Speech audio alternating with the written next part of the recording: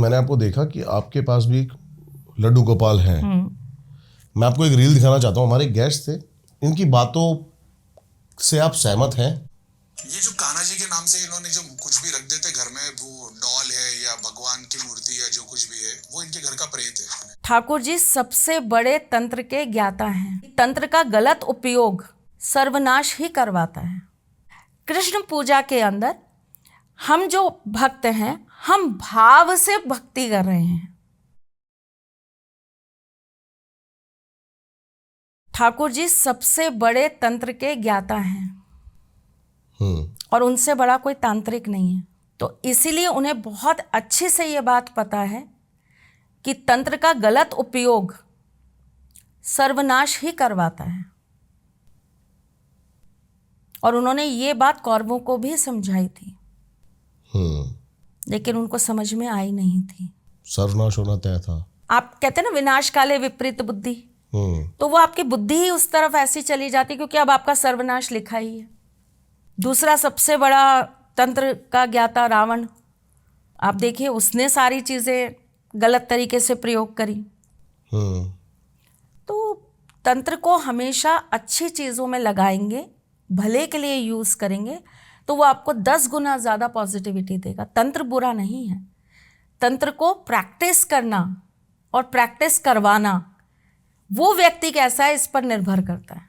मैंने आपको देखा कि आपके पास भी एक लड्डू गोपाल हैं। मैं आपको एक रील दिखाना चाहता हूँ, हमारे गेस्ट थे, इनकी बातों से आप सहमत हैं? थोड़ा कंट्रोवर्शियल हो सकता है, लेकिन हर तरह की बात होना क्लियर है। कुछ भी रख देते घर में, वो ये जो कान्हा जी के नाम से इन्होंने जो कुछ भी रख देते घर में, वो डॉल है या भगवान की मूर्ति या जो कुछ भी है, वो इनके घर का प्रेत है। भगवत गीता में कहीं पे भी कृष्ण ने ये नहीं बोल दिया कि मेरे को भोग चढ़ाओ। तुम जो प्रैक्टिस को फॉलो कर रहे हो, जो तुम्हारे कथावाचक ने बोल दिया कि अपने बच्चे की तरह पालो, उसको मूर्ति को नहलाओ धुलाओ, कपड़े पहनाओ, झूला कराओ, तो कृष्ण अगर आज की डेट में प्रेजेंट हो जाए तो वो क्या पसंद करेंगे कि तुम एक मूर्ति को बच्चे की तरह पालो, नहलाओ धुलाओ, झूला खिलाओ, 3 टाइम खाना खिलाओ, कि किसी गरीब के बच्चे को पाल लो। देखिए, मैसेज बहुत अच्छा दे रहे हैं, ये जो बताने की कोशिश कर रहे हैं, मैसेज बहुत अच्छा दे रहे हैं, लेकिन बताने का तरीका गलत है। और जो इन्होंने ठाकुर जी को प्रेत बोल दिया, वो तो बहुत गलत है। और ये बात कौन बोल रहा है? जिनके यहाँ मतलब होते ही प्रेतों की पूजा है। आप इनके उसमें जाइए, आपको समाधियाँ मिलेंगी। हालांकि मैं हर चीज़ की बहुत रिस्पेक्ट करती हूँ, तो मेरे को अच्छा नहीं लगता, लेकिन जब आपने बात ठाकुर जी की कर दी तो भाई वो तो अंदर कहीं बहुत लगता है ना। तो इनके यहाँ तो किस चीज़ समाधियाँ बनती हैं? समाधियाँ क्या हैं? आप किसी की सोल को, किसी की बॉडी को बिल्कुल एकदम दबा के बैठे हो और उस सोल को उस बॉडी से कनेक्ट करे बैठे हो, और आप फिर उस सोल से वो सारे काम करवा रहे हो, चाहे अच्छे चाहे बुरे, व्हाटएवर, मैं उसके ऊपर बात नहीं कर रही हूँ। तो इनके यहाँ तो वही चलता है। आपके भगवान कहीं दिखते नहीं, उनकी ना कोई मूर्ति है, ना कोई तस्वीर है, ना उनका चेहरा है, ना कोई उनका रूप है, ना रंग है। हमने कम से कम एक रूप, आकार, रंग, रूप दे तो रखा है अपने ईश्वर को।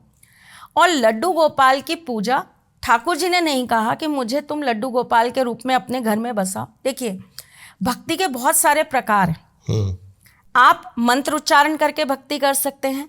अब हमारे यहाँ आर्य समाज वाले हैं, वो मूर्ति पूजा नहीं मानते, तो वो लोग ये मानते हैं कि आप मंत्र करिए, आप हवन करिए, ईश्वर आपको मिलेंगे। वो मूर्ति पूजा में ट्रस्ट नहीं करते, उनको वो तरीका भक्ति का समझ में आता है। कृष्ण पूजा के अंदर हम जो भक्त हैं, हम भाव से भक्ति कर रहे हैं, हम भाव में बहकर भक्ति कर रहे हैं। जब कथावाचक या जो हमारे पूर्वज हैं, जब वो कथा सुनाते थे, क्योंकि उन्होंने अवतार तो लिया था ठाकुर जी ने, और बहुत सारे प्रमाण हैं हमारे पास कि उन्होंने अवतार लिया था। जगह जगह उनके होने का हमको कहीं ना कहीं सर्टिफिकेट मिलता ही है कि ठाकुर जी यहाँ थे।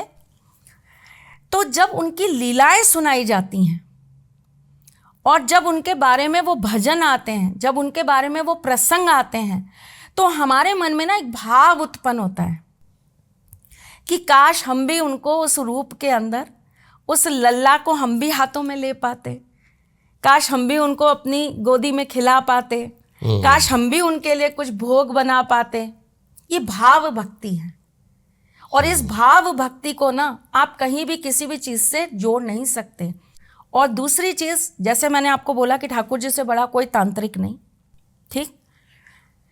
प्रेत वहाँ कैसे वास करेंगे जहाँ स्वयं ईश्वर वास करते हैं। जब लोगों पे प्रेत बाधाएं होती हैं, जब लोगों के ऊपर भूत होते हैं, चुड़ैल होती है, शाकनी होती है, पिशाचनी होती है, जब ऐसी बड़ी बड़ी एंटिटीज़ वहाँ पर खड़ी होती हैं तो उनसे हटाने के लिए हम जिनको बुलाते हैं, हम जिनकी पूजा करते हैं, वो स्वयं ठाकुर जी हैं। अब ठाकुर जी कैसे हैं? अब यहाँ भी लोग कहेंगे कि ठाकुर जी की कौन पूजा करता है? पूजा तो हनुमान जी की जाती है। तो भाई साहब, हनुमान जी किसके भक्त हैं? और राम जी का ही रूप है कृष्ण जी। बिल्कुल सही बात है।